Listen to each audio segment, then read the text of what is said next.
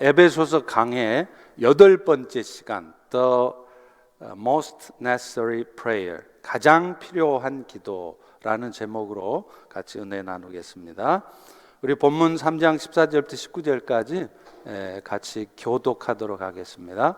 이러므로 내가 하늘과 땅에 있는 각 족속에게 이름을 주신 아버지 앞에 무릎을 꿇고 비노니 그의 영광의 풍성함을 따라 그의 성령으로 말미암아 너희 속사람을 능력으로 강건하게 하시오며 믿음으로 말미암아 그리스도께서 너희 마음에 계시게 하셨고 너희가 사랑 가운데서 뿌리가 박히고 터가 굳어져서 능히 모든 성도와 함께 지식에 넘치는 그리스도의 사랑을 알고 그 너비와 길이와 높이와 깊이가 어떠함을 깨달아 하나님의 모든 충만하신 것으로 너희에게 충만하게 하시기를 구하노라. 아멘.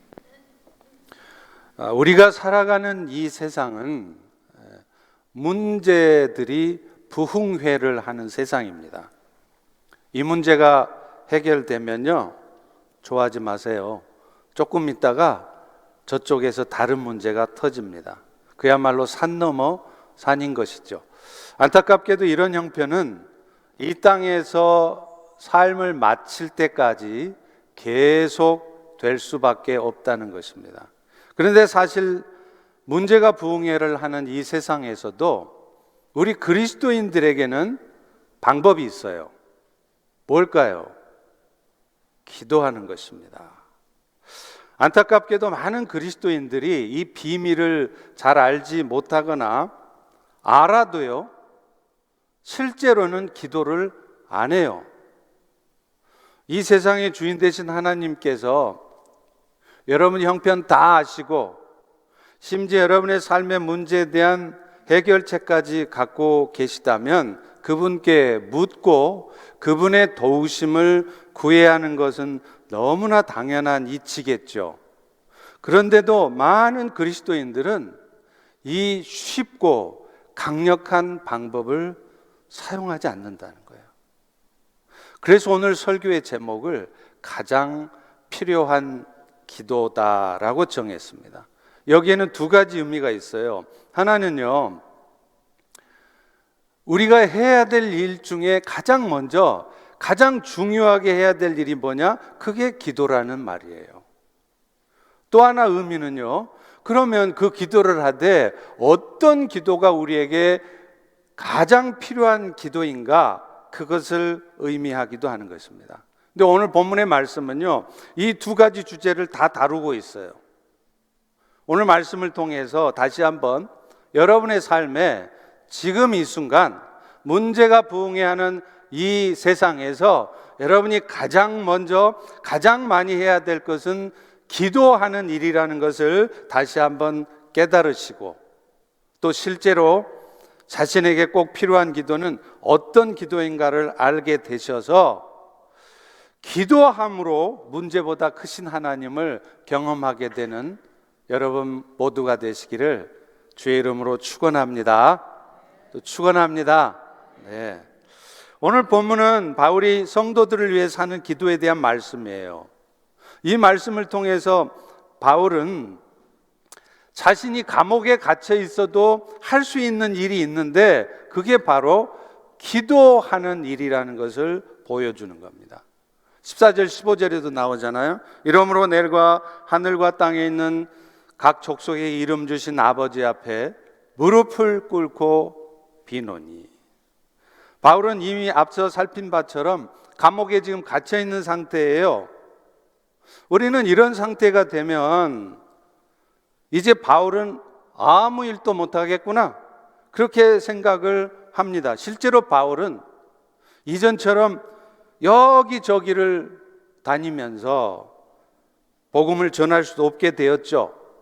그 복음의 대적자들은 그런 바울의 형편을 보면서 아싸, 이제 됐구나, 그렇게 생각했을지 모르겠습니다. 그러나 놀랍게도 바울은 이런 상황 속에서도 왕성하게 일하고 있었다는 거예요.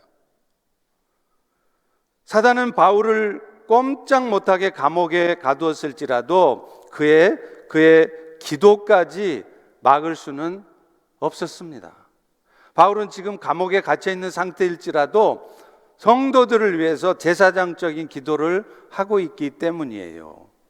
바울은 심지어 지금 내가 아무것도 할 수 없으니까 제발 나 좀 나가게 해주세요, 이런 기도도 하지 않고 있어요. 왠지 아세요? 굳이 그런 기도가 필요 없는 거예요. 감옥 안에서도 얼마든지 주의 일을 할 수 있었기 때문입니다. 평강 가운데, 기쁨 가운데 하나님 나라 일, 복음 사역을 열심히 할 수 있었기 때문이죠. 우리는요, 나이가 들면 아무것도 할 수 없다고 생각해요. 우리 어르신들도 그런 생각 갖고 계시죠? 교회에서도요, 돈도 좀 벌고 경제적으로 여유도 좀 있어야지 돈 없으면 아무것도 못한다고 생각해요. 몸이 불편해서 움직일 수 없는 상황이 되면 아예 모든 걸 다 포기합니다. 그러나 여러분, 나이가 드셔도요, 경제적으로 여유롭지 못해도요, 심지어는 몸이 불편해서 움직이지 못해도 우리가 할 수 있는 강력한 일이 있습니다. 그것은 바로 기도하는 일입니다. 언젠가 제가 선교지에 있다가 한국의 어느 교회를 방문한 적이 있어요. 선교지에 있다가 한국에 잠깐 방문하면 기도할 교회가 없더라고요. 다 교회에다 문을 다 잠궈놔요. 근데 어느 교회는 문을 열어놔요. 24시간 기도하라고. 그래서 제가 그 교회 기도하러 자주 갑니다. 근데 저녁 10시쯤 돼서 기도를 다 마치고 이제 집에 돌아가려고 그러는데 그때부터 교회당 안에 사람들이 모여들기 시작하는 거예요. 가만 보니까 젊고 씩씩하고 건장한 젊은 사람들이 아니라 나이가 드신 할머니들이었어요. 허리는 굽고요, 머리는 하얗고, 그런데 오른손에는 다 보따리를 하나씩 짊어지고 와요. 보니까 침낭이고 이불입니다. 물어보니까 예배당에서 철야를 하신대요. 주무시면서 자다가 깨다가 기도하다가 졸다가 자다가. 제가 그 순간 그 할머님들을 보면서 아하, 이 교회가 이렇게 건강하게 성장할 수 있었던 이유가 바로 저 할머님들 때문이었구나, 그렇게 깨달았습니다. 사실 여러분, 할머니고 젊은 사람이고 우리 모두가 기도해야 될 이유가 분명히 있어요. 베드로전서 5장 8절에 보면 근신하라, 깨어라, 기도하라 이 말이죠.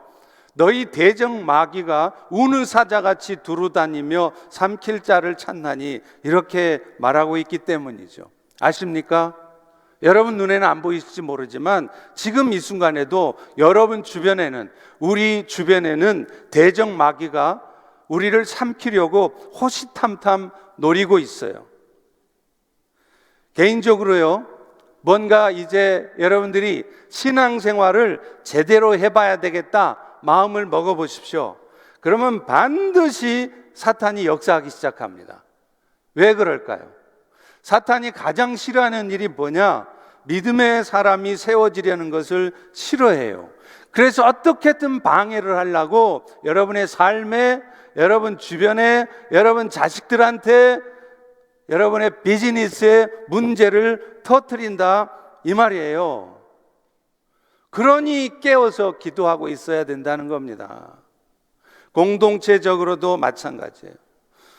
우리 교회만 해도요, 이제 팬데믹이 끝나니까 시니어 사역, 야엘 사역, 동호회 활동, 어제도 그제도 주중에도요, 교회 나와보면 교회들이 바글바글바글해요.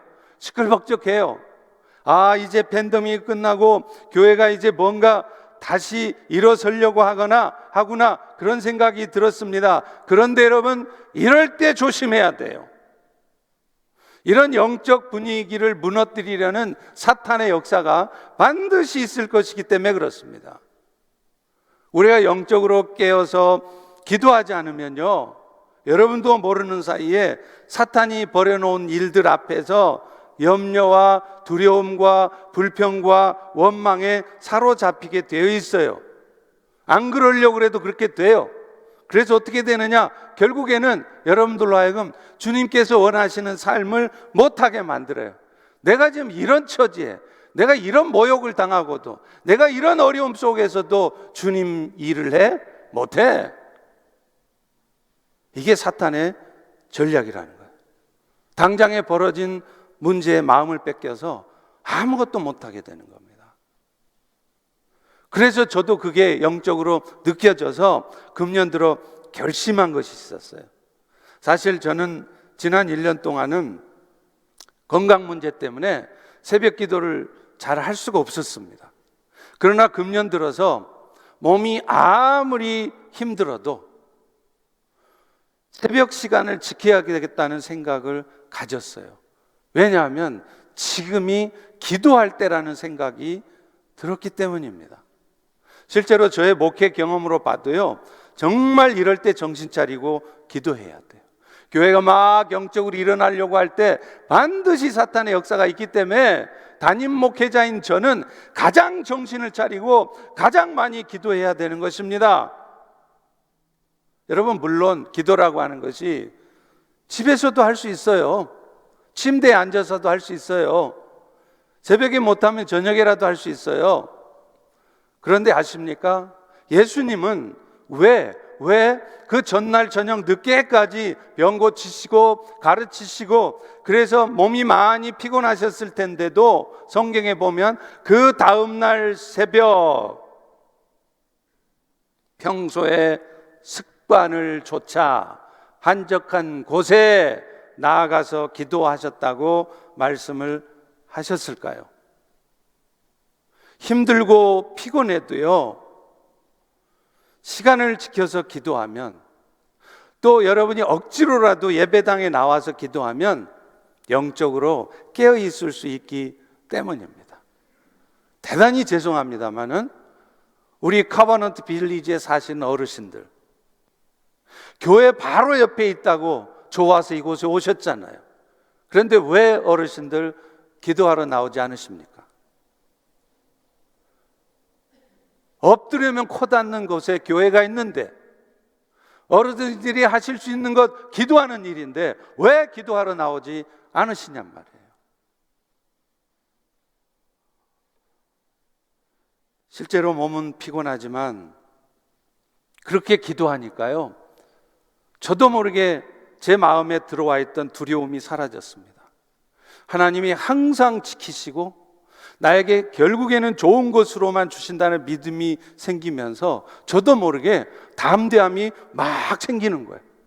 옛날 같으면 아이고 어떡하지, 큰일 났네, 이거 어떻게 될까 걱정스러웠던 것이 이제는 담대함이 생겨요. 기도하기 때문에 생기는 겁니다.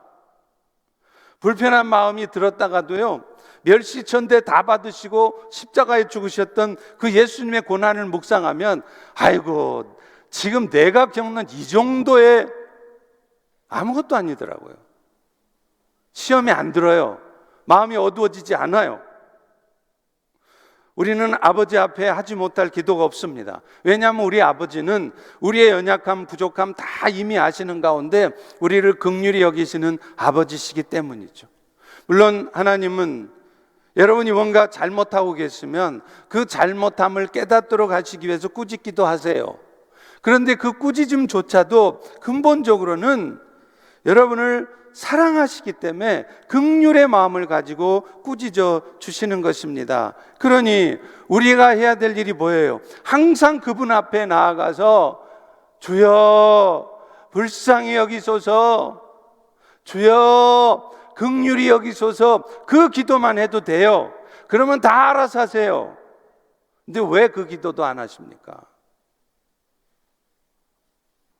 무엇보다도 그분은 전능의 하나님이세요. 오늘 본문 14절 15절에 보십시오. 하늘과 땅에 있는 각 족속에게 이름을 주신 아버지시여. 바울이 왜 이렇게 구차하게 막 썼을까요? 우리 하나님은 하늘과 땅을 지으시고 각 족속에게 이름을 다 부여해 주신 전능의 하나님이시라는 거예요. 이 세상의 주인 되신 하나님이시라는 거예요. 그런데 그 가장 강력하신, 가장 주권을 갖고 계시는 그분 앞에 우리는 당연히 무릎 꿇고 겸손하게 나아가야 하는 것이죠. 그런데 우리는 너무나 기도를 하지 않는다는 거예요. 특별히 기도할 때는 무릎을 꿇어보세요. 오늘 본문 15절에도 바울은 그렇게 말합니다. 아버지 앞에 무릎을 꿇고 비노니, 이렇게 하잖아요. 여러분, 무릎을 꿇는다는 행위가 뭘까요? 왜 이렇게 무릎을 꿇어요? 좀 겸손해 보이지 않습니까? 실제로 그렇습니다. 진정한 겸손은 하나님 앞에 나를 낮추는 거예요. 사람들한테 굽신굽신 하면서 아이고 죄송합니다, 그게 겸손이 아니에요. 진짜 겸손은 하나님 앞에 나를 낮춰서 하나님이 아니시면 나는 아무것도 아닙니다, 나는 아무것도 할 수 없습니다, 그런 마음으로 겸손하게 무릎 꿇고 기도하는 사람이 진짜 겸손한 사람이에요. 아무리 사람들 앞에 겸양의 말을 많이 해도요, 정작 하나님께 자신의 일은 부탁하지도 않고 하나님의 도우심을 구하지도 않으면 그 사람은 절대 겸손한 사람 아닙니다. 오히려 교만한 사람일 수 있어요.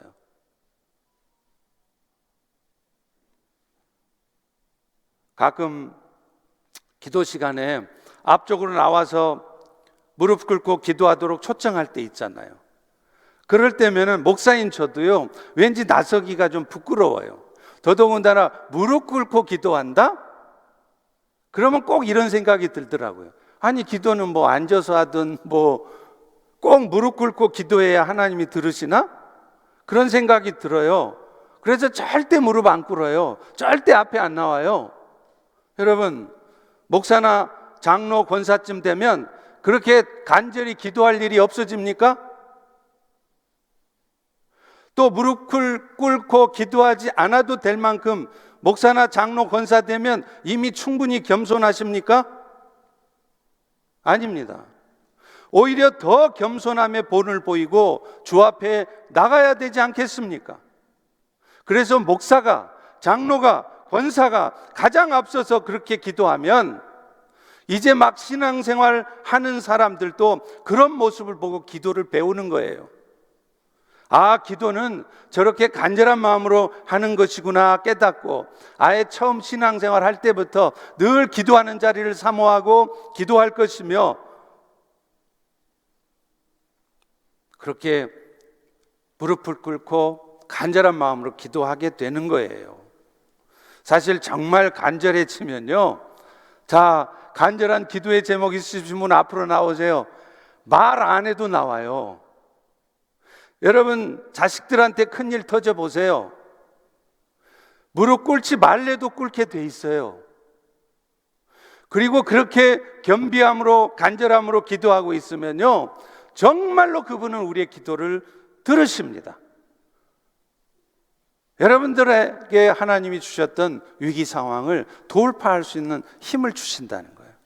여러분, 아무리 많이 여러분이 기도에 대해서 성경 공부하고 큐티하고 제자훈련 받아도요, 기도하지 않으면 다 헛것입니다. 그렇다면 우리는 어떻게 구체적으로 기도해야 할까요? 오늘 바울의 기도는 우리가 무엇을 위해서 기도해야 되는가를 잘 보여주고 있어요. 바울이 말하는 기도의 내용은 세 가지예요. 가장 먼저는요, 우리의 속사람이 성령의 능력으로 강건하게 되도록 구해야 돼요. 바울도 16절에 그렇게 말합니다. 그분의 영광의 풍성함을 따라 그의 성령으로 말미암아 너의 속사람을 능력으로 강건하게 하시오며. 사실 오늘날 그리스도인들은요, 너무 허약해요. 뭐 인생에 조그만 어려움이 닥쳐도요, 금방 세상 사람들하고 똑같이 두려워하고 염려하고 불평이나 원망하는 모습을 보인다는 거예요. 그런 모습으로 우리가 어떻게 세상을 변화시킵니까? 그래서 우리에게 가장 먼저 필요한 기도가 여러분의 속사람이 강건해지기를 구해야 된다는 거예요. 여러분 생각해 보세요. 여러분이 갓난아기를 낳았어요. 근데 이놈이 시간이 지났어요. 1년이 지나고 2년이 지나도 3년이 지나도 여전히 몸집이 자라지 않고 갓난아이 모습 그대로라면 여러분 심정이 어떻겠어요? 오늘날 많은 그리스도인들이 하나님의 은혜로 구원을 얻어서 하나님의 자녀가 됐는데 영적으로 자라지를 않아요. 그래서 여전히 젖이나 먹고 응애 맨날 젖이나 달라고 그러고, 그러면 아버지 하나님이 걱정이 얼마나 크시겠습니까? 저도 우리 성도님들과 대화할 때 영적으로 어린아이와 같은 분과 대화를 하면요 정말 신경이 많이 쓰여요. 신앙생활을 수십 년을 하셨어요. 심지어 교회 안에서 중직도 맡으셨어요. 그런데 이분이 내가 이 말을 하면 혹시 시험 들면 어떻게 하나, 이 말을 잘못 오해하면 어떻게 하나 염려스러울 때가 있는 거예요. 그런데 반대로 어떤 분들은요, 제가 혹시 말실수를 해도 내 마음을 잘 이해하실 것 같아서 편하게 대화할 수 있어요. 그리고 농담까지 해요. 이렇게 영적으로 어린아이 같은 사람들에게 가장 필요한 것이 바로 속사람이 강건해지도록 기도하는 거예요. 안타깝게도 우리는 기도도 잘 안 하지만 해도 이런 기도는 안 해요. 그저 내 삶에 고난이 없게 해주시고 지금 닥쳐있는 이 환경이 변해지게 해달라고 기도하죠. 그러나 아십니까? 시험과 고난이 없이는 우리는 결코 성숙해지지 않습니다. 거친 광석들이 순도 높은 금이 되기 위해서는요 펄펄 끓는 용광로에 던져져야 돼요. 우리 역시 시련과 고통을 당할 때 내 안에 있던 불순물들이 다 제거되어지고 성숙한 사람이 되는 겁니다. 그래서 하나님은 그런 목적을 가지고 오늘도 여러분의 삶에 고통스럽기도 하고 슬프기도 하고 분통 터지는 이 일을 겪게 하시는 겁니다. 그런데도 그런 일들을 통해서 내가 성숙해지는 데는 관심이 없어요. 당장 그런 상황을 불평만 해요. 기도도 안 해요. 기도를 해도 이런 어려움이 없어지기만을 구하고 있는 것입니다. 대적마귀가 판을 치는 이 세상은 산 넘어 산입니다. 지금 여러분의 삶의 문제가 해결되셔서 좋으세요? 좋아하지 마세요. 조금 지나보세요. 또 다른 곳에서 다른 문제가 반드시 터집니다. 그러므로 우리에게 필요한 게 뭐냐? 문제를 피하고 두려워만 할 게 아니라는 거예요. 문제를 문제로 보지 않는 믿음이 필요해요. 여러분, 이 세상에 병균이, germ이, 바이러스가 하나도 없기를 기대하는 것보다 더 현실적인 게 뭔지 아세요? 어떤 바이러스가 우리 몸에 들어오더라도 내가 그것을 이겨낼 수 있는 면역력, immunity, 이 면역력이 높아지기를 구하는 게 더 필요해요. 마찬가지입니다. 내 삶에 문제가 없기를 구하지 마세요. 하나님, 제 인생에는 절대 먹고 사는 문제, 질병 문제, 자식 문제 이런 거 없게 해주세요. 그런 기도하지 마세요. 기도해봐야 아무 소용없어요. 절대로 그런 기도 응답 못 받습니다. 어떤 문제가 터져도 그 문제가 문제로 여겨지지 않도록 내 속사람이 강건해지기를 구하셔야 돼요. 그러면요, 마귀가 여러분 인생에 무슨 일을 벌여놔도 그런 일 때문에 시험에 빠지지 않습니다. 제가 자주 하는 말씀처럼 상처받고 상처 치유되기를 기대하지 마시고요, 아예 상처를 받지 않도록 해야 돼요. 누가 서운한 소리 하고 힘든 상황 발생해도 그 일 때문에 마치 세상이 무너지기라도 하는 듯 어둠에 빠져 있지 마시란 말이에요. 그러려면 어떻게 해야 됩니까? 여러분의 속사람이 강건해지도록 기도하셔야 돼요. 그리고 그것을 위해서 무슨 특별한 일 터져야 새벽기도 나오지 마시고 평소에 습관을 조차 기도하셔야 된다는 겁니다. 할렐루야, 아멘이십니까? 믿으시는 분만 아멘 하시기 바랍니다.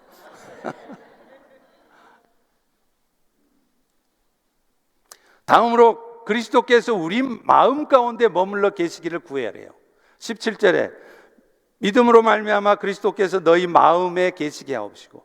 근데 여러분 이 말씀을 보면요 얼뜻 잘 이해가 안 가요. 왜요? 예수를 믿으면 곧 그리스도께서 우리 마음에 임하시잖아요. 그런데 이미 믿음을 갖고 있는 우리들에게 그리스도가 마음에 계시게 해달라고 구하라? 이건 앞뒤가 안 맞는 기도 같죠? 그런데 여러분 여기서 그리스도께서 우리 마음에 계시게 해달라 이 말은 이제 예수님이 내 안에 오셔가 내가 구원받게 해달라 그 소리가 아니고 이미 구원받은 우리 안에 예수님이 들어와 계시지만 그 예수님이 우리의 삶에 좌정하셔서 내 삶의 주인이 되셔서 내 삶을 완전히 통치하게 해주시라고 구하는 거란 말이에요. 구원 얻은 후에도 우리는 여전히 내가 주인이 돼 있어요. 분명히 내 안에 예수가 와 있습니다. 그런데 문제는 그 예수는 내 삶의 주인이 아니에요. 내가 부려먹는 요술램프의 요정 진이에요. 그러니까 예수야, 예수여도 아니요. 예수야, 내 자식 이번에 대학 시험 SAT 치는데 점수 잘 나오게 해주렴? 여러분 지금 그렇게 하고 계신 거예요. 사실 하나님께서 우리 삶에 이런저런 문제 터뜨리는 궁극적인 이유도 내 삶의 주인을 바꿔놓으시려고 그러는 거예요. 여러분의 삶의 주인은 여러분이 아닙니다. 여러분 인생이 여러분 거 아니에요. 여러분 자식의 인생은 더더욱 여러분 거 아니에요. 근데 왜 여러분 마음대로 하려고 그러세요?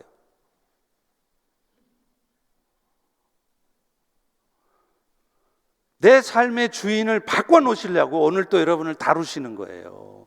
그래서 여러분 삶의 주인이 내가 아니라 예수님이 되게 하시려고 하는 거예요.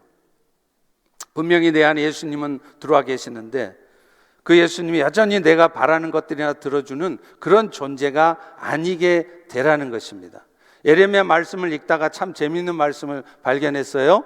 예레미야 14장 8절에 보니까 이런 말이 있더라고요. 이스라엘의 소망이요 곤란할 때 구원자이시여 어찌하여 이 땅에서 거류하는 자같이 하룻밤을 유숙하는 행인같이 하시나이까? 여러분 정말 웃기잖아요. 예수님이 우리 안에 평생 거하는 사람이 아니라 잠깐 하루 들렸다가는 나그네처럼 행인처럼 그렇게 여겨진다는 거예요. 혹시 지금 여러분 마음속에 예수님이 그런 하룻밤 유숙하고 떠나는 행인 같지 않으세요? 뭔가 일이 잘 되고 아무 일 없을 때는 예수님이 내 삶에 머물러 계신 것 같아요.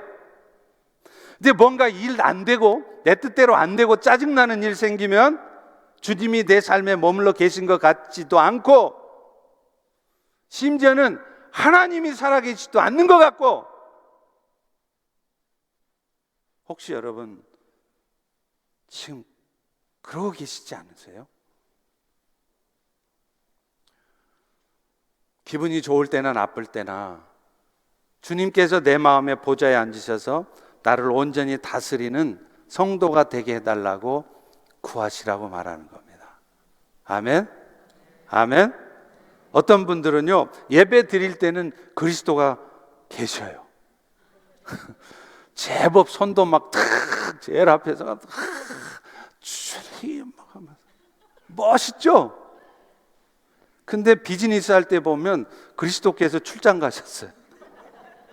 별것도 아닌 거 가지고 핏대를 세우면서 막 싸워요. 그러니까 예수님도 보기가 너무 민망하니까 잠시 자리를 피해요. 네 알아서 해라. 어떤 부부는요 교회에서는 그리스도가 충만해요. 근데 집에만 가면 남편이든 아내든 자식들한테 마귀 충만한 모습으로 대해요. 주를 위해서라면 아깝게 생각하는 것들을 아이들의 학업을 위해서라면 하나도 안 아까워요. 물질도 안 아깝고요, 시간도 안 아깝고요, 심지어는 신앙까지도 아이들의 학업을 위해서라면 신앙까지도 유보시켜요. 다음 주에 가. 중간고사, 기말고사 끝나고 가. 젊은 형제 자매들도요, 모여서 성경 공부할 때는 그리스도가 계셔요. 그런데 막상 결혼 상대를 구하면 다리가 짧으면 절대 안 됩니다. 신앙이요? 좋으면 좋지. 근데 안 좋아도 상관없어요. 신앙이 중요한 기준이 아닌 거예요. 주님이 우리 안에 계시게 해달라는 기도는 어떤 상황도 내 삶의 주인 되신 주님께서 주관하시는 것으로 받아들이고, 그래서 이런 상황에서도 나를 통해 주님의 뜻이 이루어지는 삶을 살게 해달라는 기도입니다. 사랑하는 성도 여러분, 주님의 뜻대로 산다는 것은요, 내 감정이나 내 생각을 믿지 않는 것이에요. 여러분이 얼마나 똑똑하십니까? 여러분이 얼마나 많은 것을 알고 계세요?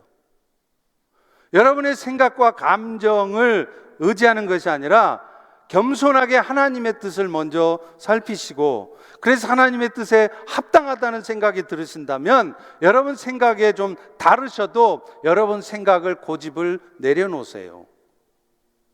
그것이 믿음의 사람의 모습이고, 우리는 그것을 위해서 그리스도가 내 마음에 계시게 해달라고 기도해야 된다는 겁니다. 마지막으로 세 번째요, 바울은 그리스도의 사랑으로 말미암아 너희들의 신앙의 뿌리가 터가 굳어지기를 구해야 된다는 거예요. 본문 17절 18절에 보십시오. 너희가 사랑 가운데서 뿌리가 박히고 터가 굳어져서 능히 모든 성도와 함께 지식에 넘치는 그리스도의 사랑을 알라고 하잖아요. 왜 그럴까요? 그리스도의 사랑의 실체를 알 때 우리는 비로소 그 사랑 안에서 어떤 상황에서도 든든하게 서 있을 수 있기 때문에 그래요. 먼저 그리스도의 사랑의 넓이가 뭐냐? wide. 넓이가 뭐냐면 바다와 같은 사랑이라는 거예요. 사람의 사랑은 대상이 굉장히 제한되어 있습니다. 자신과 마음이 통하고 나에게 우호적인 사람을 사랑하는 거 쉬워요. 내 자신하고 좀 달라요. 생각도 다르고 심지어는 나를 힘들게 해요. 그런 사람까지 사랑하는 거 힘들어요. 그런데 그리스도의 사랑의 대상에는 제한이 없어요. 아무리 살인마 같은 악한 자라도 그리스도의 사랑을 받을 자격이 없는 사람은 없어요. 여러분이 자꾸 사람을 편갈라 놓는 거예요. 저놈은 사랑할 만해. 저놈은 안 돼야. 누구 맘대로 그렇게 갈라놓으십니까? 아무리 살인마와 같이 악한 자라도 그리스도의 사랑을 받을 자격이 없는 사람은 없다면 우리는 어떤 사람에게 대해서도 편견을 가지고 대하시면 안 된다는 거예요. 바울도 원래는 교회 지도자들을 잡아 가두던 악한 자였습니다. 한마디로 복음의 회방자고 핍박자였어요. 그런 그였지만 그리스도의 사랑이 그를 변화시켰잖아요. 혹시 여러분 남편이, 여러분 자식이, 여러분 아내가, 여러분 부모가 사람 죽였습니까? 그렇게 극악무도한 인간입니까? 바울은 사람 죽인 인간이에요. 그리스도를 핍박했던 인간이에요. 그런 그였지만 그리스도의 사랑이 그를 변화시킵니다. 그래서 이제는 복음을 전하는 자가 되게 하셨잖아요. 이것이 그리스도의 사랑의 넓이입니다. 그러므로 우리가 포기할 사람 아무도 없어요. 여러분 자신도 누구도 그리스도의 사랑 앞에 가면 변화될 수 있습니다. 세상에 별 방법을 다 써도 안 되는 자녀라 할지라도 그리스도의 사랑은 그들을 변화시킵니다. 그러므로 그런 이들을 위해서 여러분이 할 수 있는 일은, 그리고 가장 강력한 방법은 그리스도의 사랑이 그들에게 임하게 해달라고 기도해 보세요. 기도해도 안 되면 40일 금식기도 하세요. 그리스도의 사랑의 길이는요, 영원까지예요. 잠시 잠깐 사랑하고 마는 게 아니에요. 사람 사랑처럼 간사한 게 없더라고요. 그래서 그런 얘기가 있어요. 목사님들 사이에서는 어느 교회 부임하면 제일 먼저 공항에 영접하고 꽃다발 들고 막 웰컴하는 성도를 제일 조심해라. 그 사람이 나중에 제일 힘들게 한다는 거예요. 정확한 얘기예요. 사람 사랑은 믿을 게 없어요. 결혼 전까지만 해도요, 당신밖에 없다고 하더니 결혼하고 나면 당신 말고도 많이 있었는데 이러다가 결국에는 당신하고는 안 돼야. 그러니 사람 사랑은 믿을 수가 없어요. 우리가 흔히 사랑하는 마음 갖는 것은요, 여러분의 감정이 작용하기 때문이에요. 그런데 이 감정이라는 것이 결국은요, 인간의 타락한 본성에 기인한 것이기 때문에 믿을 수 없는 겁니다. 그러니 사람 때문에 속상하게 하지 마세요. 아체 원래 그런 인간들이라고 생각하십시오. 인간은 원래가 틀려먹은 존재라고 생각하세요. 그러면 그렇게 많이 속상하지 않으실 겁니다.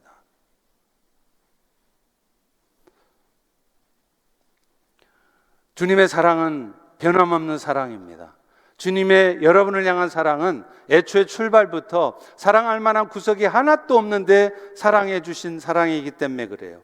여러분이 하나님을 알지 못했을 때, 하나님 앞에서 아름답지 못한 삶을 살고 있었을 때, 심지어는 저처럼 하나님을 대적하고 살았을 때도 하나님은 여러분을, 우리를, 저를 사랑하고 계셨습니다. 그리고 그 사랑은 여러분이 죽는 날까지 떠나지 않으시고, 심지어 여러분이 연약해져 있을 때도, 심지어 여러분이 주님을 잠시 떠나 있을 때조차도 결코 여러분을 떠나지 않고 붙드시는 사랑인 것을 다시 한번 믿으시기 바랍니다. 그리스도의 사랑의 높이는 천국까지예요. 그리스도의 사랑은 우리로 하여금 천국에 이르게 해요.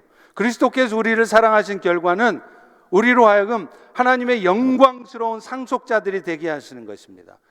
여러분이 예수 잘 믿었더니 하나님 축복 주셔가 비즈니스가 잘 되십니까? 자식들 다 잘 돼가 있습니까? 그거요, 그래봤자 여러분 이 땅에 사는 동안만 잠시 행복한 거예요. 그런데 그리스도의 사랑은 언제 쇠할지도 모르는 헛된 것이 아니고, 썩어져 없어지는 일시적인 것이 아니고 영원한 것이라는 거예요. 세상 사람들로 하여금 천국에까지 도달하게 하는 것, 그것은 그리스도의 사랑밖에 없는 줄로 믿습니다. 그러므로 여러분 자녀들이, 여러분의 형제들이 그리스도를 모르고 있거나 그리스도를 멀리하고 있다면 여러분이 가장 먼저 해야 될 기도는 내 아들이, 내 자식이, 내 형제가 비즈니스 잘 되게 해달라고, 프로모션 되게 해달라고 기도할 것이 아니라 그들이 그리스도를 알아 천국에 도달하게 해달라고 눈물로 기도하셔야 돼요. 지금 자식들은 세상 좋다고 막 나가고 있는데 공부는 잘해. 스칼러십 탁탁 받고 아이비리그에 막 들어가서 좋아 죽겠대요. 뭘 좋아 죽어요? 지금 슬퍼서 죽어야 되는데.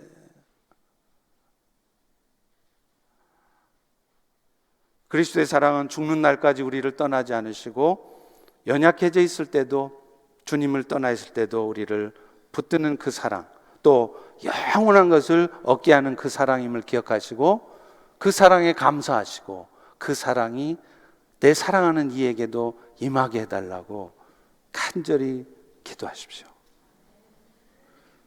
그리스도의 사랑의 깊이는 우리 내면의 깊은 것까지 치료하는 사랑이에요. 인간들의 내면을 보면요, 모두가 다 상처투성이에요. 이 상처들이 사람으로 하여금 공격적으로 만드는 거예요. 사람들에게 상처를 주게 만드는 거예요. 여러분 보시면요, 주변에 굉장히 어그레시브한 분들이 있죠. 말도 그냥 툭툭 쏴붙이고, 뭐 좀 편안한 말, 축복해 주는 말이 아니라 맨날 비꼬고 비난하고 공격하는 말 자주 뱉어내는 분들 계시죠? 아십니까? 그런 분들의 내면은 상처투성이에요. 그 상처가 그들로 하여금 공격적인 말을 뱉어내게 만드는 거예요. 어떤 사람은 깊은 죄책감, 열등감, 사랑받지 못한 거절감으로 마음이 찢어져 있고, 그래서 다른 사람에게 의도치 않게 공격하는 것입니다. 그런데 그리스도의 사랑은 이런 내면의 깊은 상처를 치유한다는 거예요. 세상 사람들은 나를 무시하고 인정해 주지 않아도 그리스도께서 내가 얼마나 보배롭고 존귀하게 여기시는지를 확인할 때 열등감은 치유되는 줄로 믿습니다. 할렐루야. 저는요, 제 자신을 잘 알아요. 틀림없이 저는 열등감에 빠져서 살았을 사람이에요. 그런데 예수께서 나를 보배롭고 존귀한 존재로 여기신다는 것만 생각하면 내가 열등감에 빠질 이유가 없어요. 자신감이 막 충만해져요. 우리를 위해 자신의 생명까지 희생한 그리스도의 사랑을 확인할 때 여러분 마음속에 있는 거절감, 열등감, 미움과 마음의 쓴뿌리들이 녹아지는 줄로 믿습니다. 그것을 위해서 기도하시라는 거예요. 말씀을 맺습니다. 지금 이제 여러분 기도할 때입니다. 여러분 자신을 위해서도 기도하셔야 돼요. 우는 사자가 두루 삼킬 자를 찾고 있는데 왜 기도하지 않으세요? 우리 교회적으로도 기도해야 될 때예요. 교회가 막 팬데믹 끝나고 이곳저곳에서 막 왕성하게 일어나면 반드시 기억하십시오. 반드시 이런 영적인 부흥을 방해하는 사건들이 곳곳에서 터집니다. 그래서 제가 긴장하고 있는 거예요. 그래서 몸도 안 좋은 제가 새벽을 지키는 겁니다. 기도하셔야 됩니다. 그리고 이 시대가 기도를 요구해요. 최근에 에즈베리 대학교의 부흥을 보셨잖아요. 하나님이 이제 더 이상 미국을 저렇게 방치하면 안 되겠다 생각하시는 거예요. 그래서 부흥의 불을 떨어뜨렸어요. 이제 전 미국에 그 부흥이 번져갈 겁니다. 그러면 어떤 지역으로 번져갈 거예요? 함께 연합하여 함께 기도하고 있을 때, 프레션 기도회를 통해 여러 교회들이 함께 기도할 때 그곳에 부흥이 떨어지고, 그래서 곳곳의 교회마다 기도의 불길이 일어나고 부흥의 불길이 일어날 줄로 믿습니다. 여러분, 이 일에 여러분의 마음만 실지 마시고 여러분의 몸을 실으시기를 바랍니다. 그래서 모든 회복과 부흥의 주역이 될 수 있기를 주의 이름으로 축원합니다. 기도하겠습니다. 하나님, 오늘 또 우리에게 귀한 은혜의 말씀 주셔서 감사합니다. 정말로 우리의 영혼들이 다시 한번 회복되어질 뿐만 아니라 놀랍게 주의 영광들을 경험하는 자들 되게 도와 주시옵소서. 예수님 이름으로 기도합니다. 아멘.